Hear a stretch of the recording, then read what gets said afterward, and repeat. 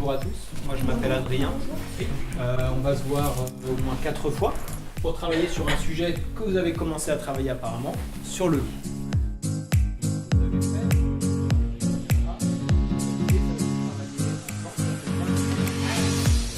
C'est un animal un peu flippant au début, mais je pense que au fond ça doit pas être un animal qui fait spécialement peur. Je pense qu'il a plus peur de nous qu'autre chose. Comme un chien, mais un peu plus dangereux, parce que ça tue quand même des moutons. Je pense qu'il est gentil et à la fois agressif quand on l'agresse, un peu comme nous. Quand on nous agresse, on veut se défendre. Aujourd'hui, c'est vraiment une séance qui va être pour découvrir un maximum de choses sur le loup. La séance prochaine, on ira à l'extérieur ensemble pour essayer de découvrir le milieu où peut vivre le loup. Tous les ans, le réseau d'éducation à l'environnement propose une journée d'échange sur des pratiques.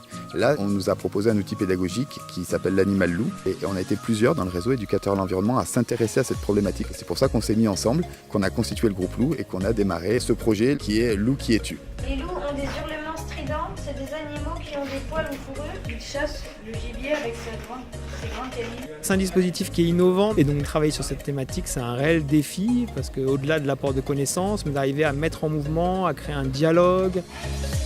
Je crois que ces questions sur le loup sont essentielles. Il faut préserver notre territoire qui est notre patrimoine. Et je crois que nos enfants, nos jeunes doivent être sensibles à ce territoire, à ce qui fait notre identité aussi. Et dans ce sens-là, il me semble que le loup en fait partie. C'est un travail fédérateur et qui va être le fil conducteur de notre année scolaire, puisqu'après, jusqu'à la fin juin, on aura cette thématique du loup qui va venir parfois saupoudrer notre année scolaire. Cette séquence d'animation va se dérouler en 4 périodes distinctes. Donc la grande première partie en fait qui est dite immersion et représentation initiale. Donc c'est pour savoir un petit peu qu'est-ce que pensent déjà les élèves sur le sujet.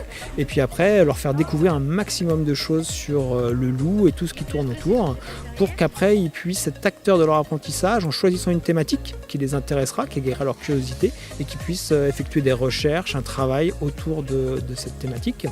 Et la dernière séance en fait sera dédiée à la création d'une réalisation autour de leurs recherches qu'ils auront effectuées au préalable. Je trouvais que c'était une façon pour eux de travailler sur un thème commun et d'arriver à un objectif commun par une création collective.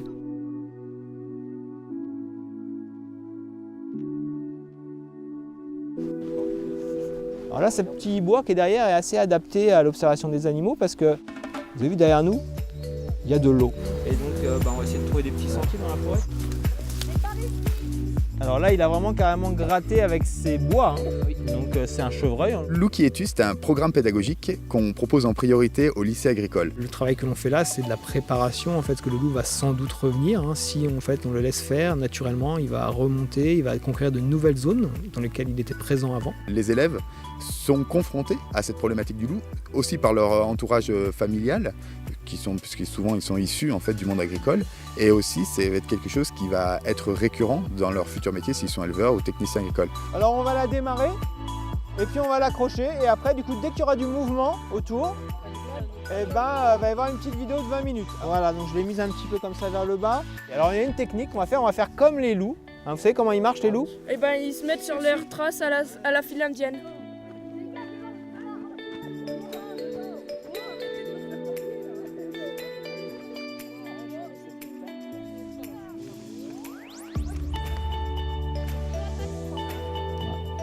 Alors le Livradois Forez, c'est le parc naturel régional dans lequel on est. Mais là on est sur la partie Livradois. Le Forez est un petit peu plus loin. On voit peu les éducateurs à l'environnement comme des personnes qui ont des pédagogies et des méthodes qui permettent d'aborder des questions socialement vives. C'est aussi un peu le but de ce projet, c'est d'utiliser nos méthodes, nos pédagogies d'éducation à l'environnement pour offrir à les élèves un esprit critique, pour leur permettre d'aborder la question sous différents angles. Discuter avec eux de ce sujet, c'est leur permettre par eux-mêmes d'avoir des informations objectives et de pouvoir se faire un avis sur le sujet.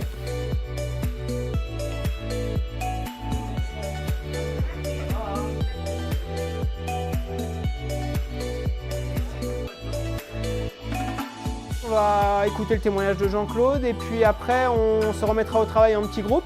Moi je suis comme Adrien aussi Donc je pratique des activités de pleine nature. Donc j'ai deux parties dans mon métier. Une partie qui concerne les espèces et les milieux et la préservation de l'environnement.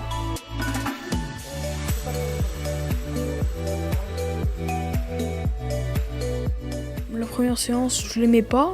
Et là, ça va. Je sais que si on vient pas lui faire de mal, il viendra pas nous faire de mal. Avant, j'avais peur, mais maintenant, j'ai moins peur parce que je sais qu'il ne sont pas dangereux. Il est plus gentil qu'on le voit à l'image que dans les dessins animés ou dans les films. Ce qui a très très bien fonctionné, ce sont les sorties, quand on a été expérimenté dans les bois, qu'on a vraiment été sur le terrain.